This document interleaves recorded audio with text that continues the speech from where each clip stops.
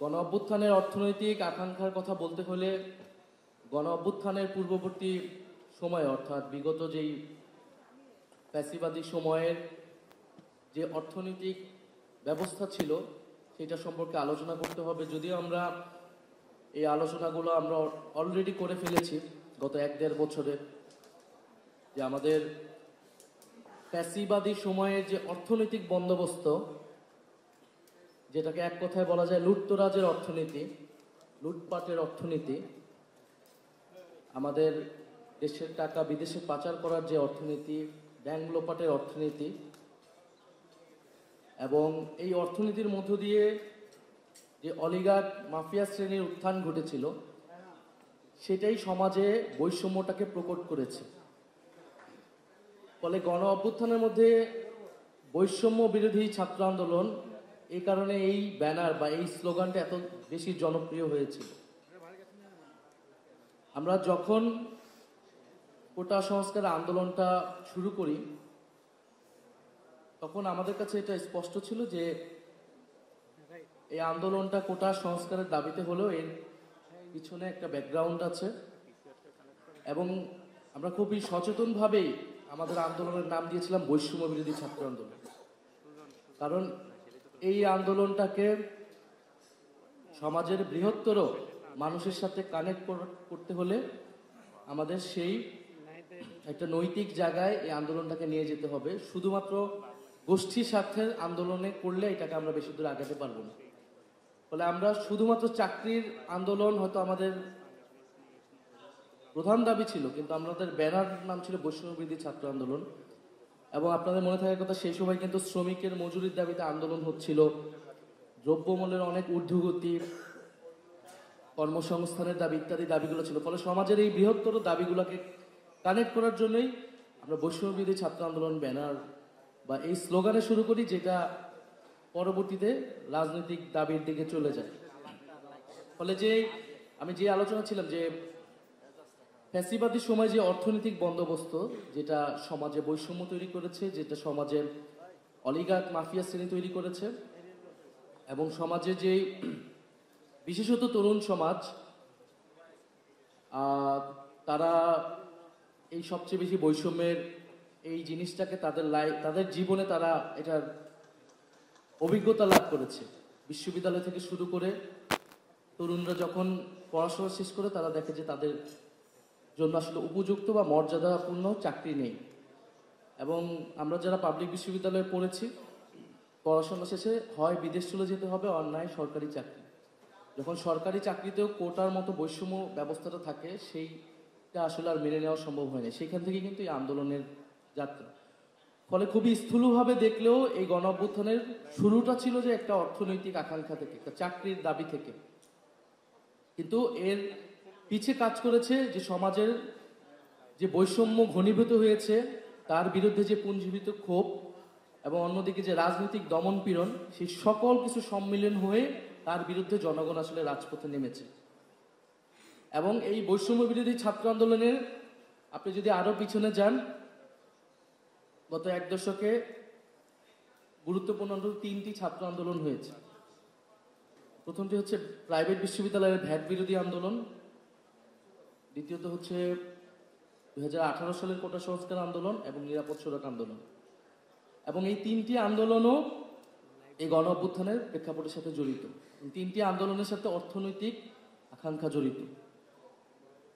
যে অর্থনৈতিক যখন সংকট হচ্ছে, চাপ তৈরি হচ্ছে, সাধারণ মানুষের উপর ভ্যাট বাড়ানো হচ্ছে, স্টুডেন্টদের উপর ভ্যাট বাড়ানো হলো, প্রাইভেট ইউনিভার্সিটি স্টুডেন্টরা কিন্তু তখন রাজপথে নেমে এসে সেটা প্রতিবাদ জানালো। অর্থাৎ সমাজে যে অর্থনৈতিক লুটপাট এবং সংকট তৈরি হচ্ছে তার চাপটা সরাসরি এসে পড়তেছে জনগণের উপরে, এবং আরো স্পেসিফিক্যালি স্টুডেন্টদের উপরে, তরুণদের উপরে। এবং তরুণরা প্রথম এটার বিদ্রোহ করলো ভ্যাট বিরোধী আন্দোলনের মধ্য দিয়ে।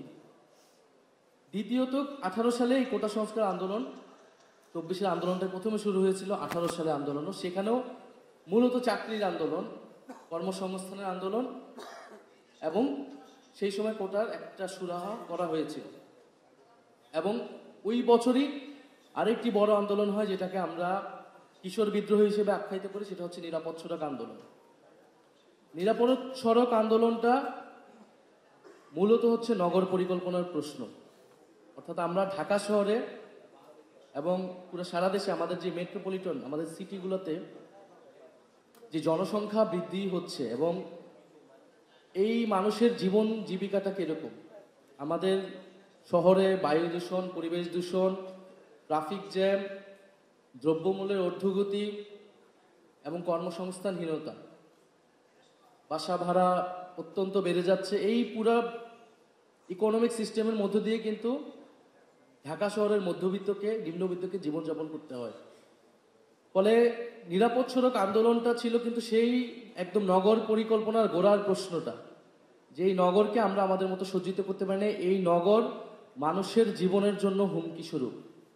এই ধরনের শহরে মানুষ বেঁচে থাকতে পারে না, তরুণরা বেঁচে থাকতে পারে না। সেই প্রশ্নটাই কিন্তু তারা নিরাপদ সড়ক আন্দোলনের মধ্য দিয়ে আসলে উঠে আসার চেষ্টা হয়েছিল। সেই আন্দোলনগুলা, ভ্যাট বিরোধী আন্দোলন, কোটা সংস্কার বা নিরাপদ সড়ক, এই আন্দোলনগুলা শেষ পর্যন্ত রাজনৈতিক প্রশ্নে যেতে পারেনি, রাজনৈতিক দাবিতে পরিণত হতে পারেনি, রাজনৈতিক লড়াইয়ে পরিণত হতে পারেনি, যেটা এসে পরিণত হয়েছে 2024 সালের গণ অভ্যুত্থানে। অর্থনৈতিক আকাঙ্ক্ষার দাবিতে শুরু হলেও এটা রাজনৈতিক লড়াইয়ে পরিণত হয়েছে। কেন পরিণত হয়েছে? কারণ সরকারের উপর থেকে বিন্দু পরিমাণ ট্রাস্ট উঠে গিয়েছিল। যে সরকারটা ছিল, যে সরকার কোনোভাবেই তাকে আর আস্থায় রাখা যাচ্ছে না। সে যা কিছুই বলুক না কেন, এক পর্যায়ে সে কোটার দাবি বা সবকিছুই দাবি মেনে নিল, কিন্তু তারপরে এই সরকারের প্রতি কোনো ধরনের আস্থাই কিন্তু আসলে যারা আন্দোলনকারী আমরা ছিলাম বা তাদের ছিল না। ফলে এবং মানুষের ভিতরে এই অভিজ্ঞতা হয়েছে গত 15 বছরের মধ্যে দিয়ে, গত 15 বছর তো অনেক আন্দোলন হয়েছে, ব্যর্থ হয়েছে। ফলে অভিজ্ঞতাটা হলো যে শেষ পর্যন্ত আমরা রাজনৈতিক লড়াইয়ে না গেলে, চূড়ান্ত লড়াইয়ে না গেলে আন্দোলন সফলতা হবে না। ফলে এটা অবধারিতভাবে গণ অভ্যুত্থানের দিকে গিয়েছে। ফলে আমি মনে করি যে আমাদের এই যে গণ অভ্যুত্থানের যে প্রেক্ষাপট, এখানে দুইটি বিষয় খুবই গুরুত্বপূর্ণ নিয়ামক হিসেবে কাজ করেছে। একটা হচ্ছে কর্মসংস্থান এবং তরুণরা কি করবে। আসলে আমাদের সমাজে এই যে ডেমোগ্রাফিতে এখন তরুণদের সংখ্যা এত বেশি, এই তারুণ্যের সৃজনশীলতা এবং শক্তিকে রাষ্ট্র কিভাবে কাজে লাগাবে, এটা আমাদেরকে ঠিক করতে হবে। দ্বিতীয়ত, সিটিগুলোতে, মেট্রোপলিটনগুলোতে যেই উঠতি মধ্যবিত্ত তৈরি হয়েছে, এবং আপনি যদি ঢাকা শহরের দিকে দেখেন, ঢাকা শহর কিন্তু এক্সপান্ড হচ্ছে, ক্রমাগত এক্সপান্ড হচ্ছে, জনসংখ্যা বাড়ছে। ফলে এই যে উঠতি মধ্যবিত্ত, তার জীবন জীবিকা, তার হাউজিং, তার গণপরিবহন, তার কর্মসংস্থান, এটার একটা সুরাহা করা লাগবে। এবং পাশাপাশি আমাদের একেবারে যে নিম্নবিত্ত এবং শ্রমিক, তাদের জীবন জীবিকার ব্যবস্থা, শুধু মজুরির প্রশ্নটা আমরা কথা বলি, কিন্তু তার সন্তান কোথায় কিভাবে পড়াশোনা করবে, স্বাস্থ্য ব্যবস্থার সুযোগ সুবিধা সে পাবে কিনা, শিক্ষার সুযোগ সে পাবে কিনা, এই প্রশ্নগুলোর সুরাহা যদি আমরা না করি, আমাদের কিন্তু অর্থনৈতিক যে আকাঙ্ক্ষা গণঅভ্যুত্থানে সেটি পূরণ হবে না এবং বারবারই মানুষ রাজপথে নামবে। এই তরুণরা রাজপথে নামবে, এই উঠতি মধ্যবিত্ত, নিম্ন মধ্যবিত্ত বারবারই কিন্তু রাজপথে নামবে। ফলে আমরা আমাদের যেই নতুন বন্দোবস্তের কথা বলি, নতুন বাংলাদেশের কথা বলি, তার অর্থনৈতিক পরিকল্পনার কোর জায়গায় এই বিষয়গুলোকে যদি আমরা মাথায় রাখি, যে আমাদের শহরগুলোকে আমরা কিভাবে গড়ে তুলব, নগর পরিকল্পনা তার পরিবেশ জলবায়ুকে ধারণ করে আমরা কিভাবে নগর গড়ে তুলব, নগরের গণপরিবহন এবং তরুণদের কর্মসংস্থান এবং উদ্যোক্তা আমরা কিভাবে তৈরি করব। আমরা বড় ব্যবসায়ীদের কথা বলতেছি, তাদের ব্যবসায় সুযোগ সুবিধার কথা বলতেছি, কিন্তু আমাদের সবচেয়ে বেশি গুরুত্ব দিতে হবে ক্ষুদ্র এবং মধ্য শ্রেণীর যারা উদ্যোক্তা রয়েছে, তাদেরকে কিভাবে আমরা বিকশিত করতে পারি, আমরা আমাদের ডিজিটাল ইকোনমিকে কিভাবে বিকশিত করতে পারি। আমাদের কিন্তু প্রবাসে তরুণরা পড়াশোনা করতে যাচ্ছে, সেখানে তারা চাকরি করছে, ব্যবসা করছে এবং তারা কিন্তু দেশের সাথে যুক্ত হতে চায় অর্থনৈতিকভাবে। আমরা এবার হয়তো ভোটাধিকারের মাধ্যমে রাজনৈতিকভাবে তাদেরকে যুক্ত করছি, কিন্তু তারা অর্থনৈতিকভাবেও যুক্ত হতে চায় এবং এটা একটা বড় সম্ভাবনা এবং শক্তির জায়গা। এই বিষয়গুলো আমরা কিভাবে কাজে লাগাতে পারি। দ্বিতীয়ত, আমাদের অর্থনীতির মূলে আমরা বিগত সরকারের আমলে আমরা অবকাঠামোগত উন্নয়নের কথা অনেক বেশি শুনেছি। উন্নয়নের কথা আমরা শুনেছি যেটা মূলত ইনফ্রাস্ট্রাকচার বেসড, কিন্তু আমাদের ইকোনমিটা জাস্টিস বেস হতে হবে, একটা ন্যায়ভিত্তিক অর্থনীতি যে ইকোনমিটা মূলত সমাজে বৈষম্যটাকে কমিয়ে আনার সত্যিকার অর্থেই সেই পলিসিটা থাকবে, যেখানে প্রতিযোগিতামূলক বাজার ব্যবস্থা যেমন থাকবে, অন্যদিকে রাষ্ট্রের কল্যাণ নীতিও একই সাথে থাকতে হবে। এবং গণ অভ্যুত্থানের পরে আমরা এই গত 1-1.5 বছরে অর্থনৈতিক যে আকাঙ্ক্ষা বা সংস্কারের কোনো কাজ আসলে করতে পারিনি এই সরকারের সময়। আমরা যে উদ্যোগগুলো নিয়েছি সেগুলো মূলত রাজনৈতিক সংস্কারের, সাংবিধানিক এবং গণতান্ত্রিক উদ্যোগ আমরা নিয়েছি যাতে সুশাসন নিশ্চিত হয়, কারণ পুরো অর্থনৈতিক এই সব কিছুই যুক্ত সুশাসনের সাথে, রাষ্ট্রের সংস্কারের সাথে। ফলে এই আগামী নির্বাচনের পরে আমাদের প্রধান লক্ষ্য হবে অর্থনৈতিক সংস্কার, এবং এই অর্থনৈতিক দাবি দেওয়ার আন্দোলনগুলোও ক্রমশ কিন্তু আসতে থাকবে। ফলে সরকার এবং সরকারের বাইরে মূল প্রশ্নগুলো কিন্তু আসবে অর্থনৈতিক। ফলে আমরা যে সুশাসনের কথা অনেকেই বলছেন, এর আগে দুর্নীতির কথা বলেছেন। দুর্নীতির জন্য এককভাবে আমলাদেরকে দায়ী করার পক্ষে আমি না, এককভাবে রাজনীতিবিদদেরও দায়ী করার আমি পক্ষে না। আমরা জানি যে এই দুর্নীতি পুরোটাই একটা চক্র, একটা নেক্সাসের মাধ্যমে পরিচালিত হয়, যেখানে দুর্নীতিগ্রস্ত আমলা, যেখানে দুর্নীতিগ্রস্ত রাজনীতিবিদ এবং যেখানে মাফিয়া ব্যবসায়ী, তাদের কালো টাকায় কিন্তু ইনভেস্ট করে, আমলাদের পিছে তারা করে, রাজনীতিবিদদের পিছে করে, এবং এই আগামী নির্বাচনও এটি ব্যাপকভাবে ব্যবহৃত হবে। ফলে নির্বাচনে যদি আমি এই কালো টাকা বন্ধ করতে না পারি, তাহলে কিন্তু আসলে নির্বাচন পরবর্তী সময়ে দুর্নীতি বন্ধ করা সম্ভব না, এখন যে যতই কমিটমেন্ট দিক বা যতই চমকপ্রদ কথা বলুক না কেন। ফলে এই যে দুর্নীতির নেক্সাস, সেই নেক্সাসকে আমাদেরকে ভাঙতে হবে, না হলে আমরা আসলে দুর্নীতি রাষ্ট্র থেকে, প্রশাসন থেকে দূর করতে পারবো না, এবং আমরা সুশাসনের প্রতিষ্ঠা করতে পারবো না। দ্বিতীয়ত, আমরা রাষ্ট্রের সংস্কারের কথা যেরকম ভাবে বলতেছি, আমরা যদি সামাজিক মূল্যবোধের পরিবর্তন না ঘটাতে পারি, তাহলে এই সংস্কার বা টেকসই হবে না এবং সমাজে স্থিতিশীলতা হবে না। ফলে আমাদেরকে গণ অভ্যুত্থানের পরে সমাজে কিন্তু এটা ব্যাপকভাবে প্রভাব বিস্তার করে, মানুষের মাইন্ডসেটে পরিবর্তন করে। এটা হয়তো আমরা এখনো রিয়েলাইজ করতে পারতেছি না, কিন্তু সামনের দিনগুলোতে এটা আসবে। এবং আমরা সমাজের যে ফ্যাসিবাদ আছে, এবং আমরা এখন নানা ধরনের আলামত দেখতে পাচ্ছি সামাজিক ফ্যাসিবাদ উত্থানের, সেই ফ্যাসিবাদের যদি উত্থান ঘটে, তাহলে কিন্তু বিদেশি বিনিয়োগরাও, বিদেশি পুঁজিও এখানে আসবে না, এবং দেশে স্থিতিশীলতাও তৈরি হবে না। ফলে আমাদের যেমন রাজনৈতিক স্থিতিশীলতা লাগবে, সুশাসন লাগবে, একইভাবে সামাজিক স্থিতিশীলতাও লাগবে। আমি মনে করি যে গণ অভ্যুত্থানের পরে আমাদের একটা সুযোগ ছিল, আমরা বৈপ্লবিক কায়দায় হয়তো অনেকগুলো সমস্যার সমাধান করতে পারতাম, সেই সুযোগটা আমরা মিস করেছি। যেহেতু আমরা সেই সুযোগটা মিস করেছি, এখন আমাদের দীর্ঘমেয়াদী পথে যেতে হবে। আমরা যখন চীনে গিয়েছিলাম সফরে, চীন সরকার তারা আমাদেরকে যেটা বোঝানোর চেষ্টা করেছে যে এনি রিফর্ম, যে কোনো ধরনের সংস্কারের সাথে স্ট্যাবিলিটি লাগবে, উইদাউট স্ট্যাবিলিটি রিফর্ম কখনোই টেকসই হবে না। ফলে চীনের পলিসিটা হচ্ছে রিফর্ম, স্ট্যাবিলিটি অ্যান্ড ডেভেলপমেন্ট, এই তিনটা যদি আমরা সমন্বয় করতে পারি, তাহলে আসলে দেশের একটা টেকসই অর্থনৈতিক পরিবর্তন সম্ভব। এবং আমরা এটা মনে করি যে এখন বাংলাদেশের যে জাতীয় ঐক্য, জাতীয় স্থিতিশীলতা, সেটি যদি নিশ্চিত হয়, এবং এটা নির্বাচনের মাধ্যমেই, আগামী যে নির্বাচন হতে যাচ্ছে সেই নির্বাচনের মাধ্যমে কিন্তু মানুষ এবং পুরো বিশ্ব এই সিগন্যালটা পাবে যে দেশে আসলে স্থিতিশীল হবে কিনা, দেশে একটা সুষ্ঠু নির্বাচনের মাধ্যমে ট্রানজিশনটা পিসফুল ওয়েতে হচ্ছে কিনা। ফলে আমাদের জন্য এখন সবচেয়ে বড় চ্যালেঞ্জ হবে যে নির্বাচনটা খুবই পিসফুলি এই ট্রানজিশনটা ঘটানো, এবং যদি আমরা এটা পিসফুলি করতে না পারি, এই অস্থিতিশীলতা কিন্তু থেকে যাবে। অনেকে শিক্ষার সংস্কারের কথা সবাই বলেছেন, এবং আমি এটার সাথে একমত। আমি মনে করি যে আমাদের দীর্ঘমেয়াদী পরিকল্পনা নিয়ে আগাতে হবে। আমাদের গত 16 বছর যেই ক্ষয়ক্ষতি হয়েছে অর্থনৈতিক খাতে, আমরা রাতারাতি সেটা পরিবর্তন করতে পারবো না, সেটা করার চেষ্টাও করা উচিত না। এবং আমার কাছে মনে হয় না সেটা 1 বছর, 1.5 বছর বা 18 মাসে কোনো ধরনের কর্মসংস্থান সৃষ্টি বা এই ধরনের পরিবর্তন সম্ভব। এটার জন্য আমাদের দীর্ঘমেয়াদী পরিকল্পনা লাগবে, এবং কিন্তু সমাজে সিগন্যালটা দিতে হবে যে আমরা সেটার জন্য পজিটিভ ওয়েতে আগাচ্ছি।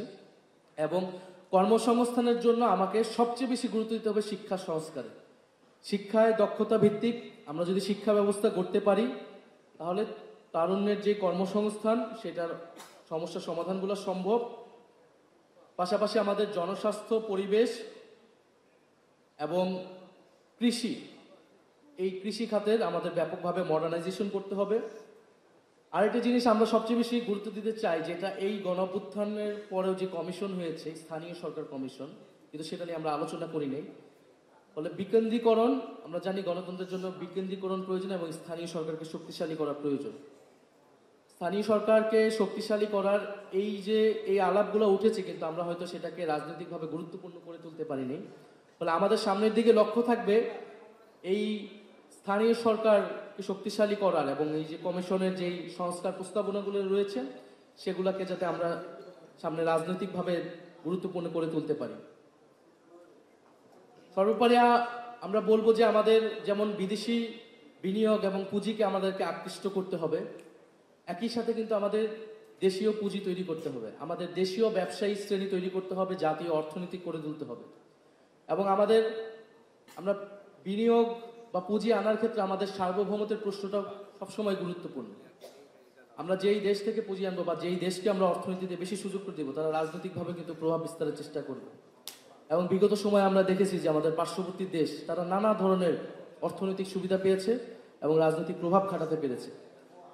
ফলে সেই সার্বভৌমত্বের প্রশ্নকে সামনে রেখে আমাদেরকে দেশীয় অর্থনীতি তৈরি করতে হবে। কিন্তু আমাদের দেশীয় ব্যবসায়ী যারা,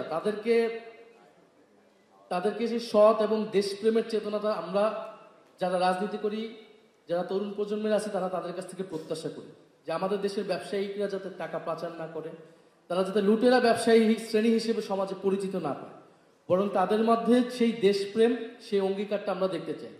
ফলে এটা রাজনীতিবিদদের ভিতরে যেমন এই পরিবর্তন আসতে হবে, ব্যবসায়ীদের মধ্যে আসতে হবে, আমলাতন্ত্রে আসতে হবে। সামগ্রিকভাবে যদি আমাদের সমাজে সেই পরিবর্তন আসে, আমরা এবং সবাই সেই ঐক্যটা রাখতে পারি এই লক্ষ্যে, তাহলে আমি মনে করি যে আমাদের কাঙ্ক্ষিত পরিবর্তন সম্ভব। আমাদেরকে দেশের জাতীয় অর্থনীতি পরিবর্তনের জন্য আমরা মনে করি যে আমাদের বড় সম্ভাবনার জায়গা হচ্ছে দক্ষিণাঞ্চল এবং বঙ্গোপসাগর কেন্দ্রিক। আমরা যদি আমাদের ইকোনমিক জোন তৈরি করতে পারি, বহির্বিশ্বের সাথে যোগাযোগ তৈরি করতে পারি, এটা আমাদেরকে অনেক সম্ভাবনার জায়গা। এই সরকারের আমলে অনেকগুলো উদ্যোগ নেওয়া হচ্ছে এবং পরবর্তীতে যদি এটা অব্যাহত থাকে, এটা আমাদের অনেক অর্থনৈতিক সম্ভাবনা তৈরি করবে এবং যদি আমরা দক্ষিণাঞ্চলে অর্থনৈতিক সম্ভাবনা তৈরি করতে চাই, ফলে আমাদেরকে নেভাল পাওয়ারকে আমাদেরকে বাড়াতে হবে, এটার কোনো বিকল্প নাই। আমি যদি সামারি করি যে গণ অভ্যুত্থানের আকাঙ্ক্ষার অন্যতম স্লোগান ছিল বৈষম্য বিরোধী ছাত্র আন্দোলন বা বৈষম্য বিরোধী আন্দোলন। ফলে বৈষম্যের দূরীকরণে আমাদের যদি অর্থনৈতিক সিস্টেমকে আমরা সেইভাবে সংস্কার করতে পারি, তাহলে আমাদের গণ অভ্যুত্থানের আকাঙ্ক্ষা পূরণ হবে। এবং যদি আমরা এই আকাঙ্ক্ষা পূরণ না করেই আমরা যদি সেটাকে কোনো রকমের ধামাচাপা দেওয়ার চেষ্টা করি, সেই অভ্যুত্থানের শক্তি কিন্তু বারবারই রাজপথে নামবে। আমরা যদি আবারও দেখি যে আগামী আমলে নানা ধরনের দরবেশ তৈরি হচ্ছে, নানা ধরনের মাফিয়া শ্রেণী তৈরি হচ্ছে, তাহলে কিন্তু আমাদের অর্থনীতির কোনো পরিবর্তন হবে না। এবং বিগত আমলের যারা মাফিয়া রয়েছে তাদেরকে কিন্তু আমরা বিচারের আওতায় এখন আনতে পারি না। ফলে আমাদের জায়গা থেকে অবশ্যই এই অর্থনৈতিক বিচারের দাবিটা কিন্তু সামনে প্রমিনেন্ট আমরা করব। শুধুমাত্র এসালম, শুধুমাত্র সালমান এফ রহমান এরকম দু একজনকে ধরে আইওয়াশ দেওয়ার চেষ্টা আসলে করে লাভ নাই। এই সরকার করতে পারে নাই, কারণ এই সরকারের সেই রাজনৈতিক ব্যাকআপ ছিল না। কিন্তু পরবর্তী আমলে আমরা সরকারের অংশ হই, সরকারের বাইরে থাকি, পার্লামেন্টে থাকি, পার্লামেন্টের বাইরে থাকি, আমরা কিন্তু এই যে পাচারকৃত অর্থ ফেরত আনার যে আন্দোলন, সেই দাবি আমরা জোরালোভাবে রাখবো। এটা দেশের টাকা, এই টাকা অবশ্যই দেশে ফেরত আনতে হবে। এবং এর জন্য যারা দায়ী, যারা বিগত ফ্যাসিস্ট আমলের সুযোগ সুবিধা নিয়ে দেশের মানুষকে শোষণ করেছে, জাতীয় স্বার্থ বিরোধী কাজ করেছে, সেই লুটেরা মাফিয়া শ্রেণীর বিচার আমরা করব। সেই বিচারের দাবিতে আমাদের আন্দোলন থাকবে। পুরনো অলিগার্ক শ্রেণী যদি আমরা পরিবর্তন না করতে পারি, নতুন যেই সামাজিক এবং অর্থনৈতিক শ্রেণী তৈরি হচ্ছে সমাজে, তাকে যদি আমরা সুযোগ করে দিতে পারি, তাহলে এই সমাজ অগ্রসর হবে না, আমাদের রাজনীতি অগ্রসর হবে না। ফলে আমরা আমরা জাতীয় নাগরিক পার্টির পক্ষ থেকে আমরা যে 24 দফা দিয়েছি সেই 24 দফাতেও আমরা এই বিষয়গুলা শিক্ষা, স্বাস্থ্য, পরিবেশ এবং আমাদের ব্যাংকিং খাত সেটা নিয়ে আমরা বলার চেষ্টা করেছি। আমাদের নির্বাচনী ইশতেহারও এই বিষয়গুলো প্রাধান্য পাবে। আমরা হয়তো এখন সামগ্রিক বিষয়ে বলবো না, কিন্তু আমরা যেই বিষয়গুলোকে গুরুত্ব দিব সেটা হচ্ছে তারুণ্য, তাদের কর্মসংস্থান, তাদের সৃজনশীলতাকে কাজে লাগানো, আমাদের নগরগুলোকে আমরা যাতে সজ্জিত করতে পারি এবং যে পুরনো মাফিয়া শ্রেণী তাদের বিচার এবং পাচারকৃত অর্থ দেশে ফেরত আনা, এই বিষয়গুলোকে আমরা সামনে রেখে আমাদের আন্দোলন গড়ে তুলব। আমরা যদি সরকারের অংশ হই, সরকারের ভিতর থেকে আমরা সেটা চেষ্টা করব যাতে আমাদের এই দাবিগুলো আমরা আদায় করতে পারি।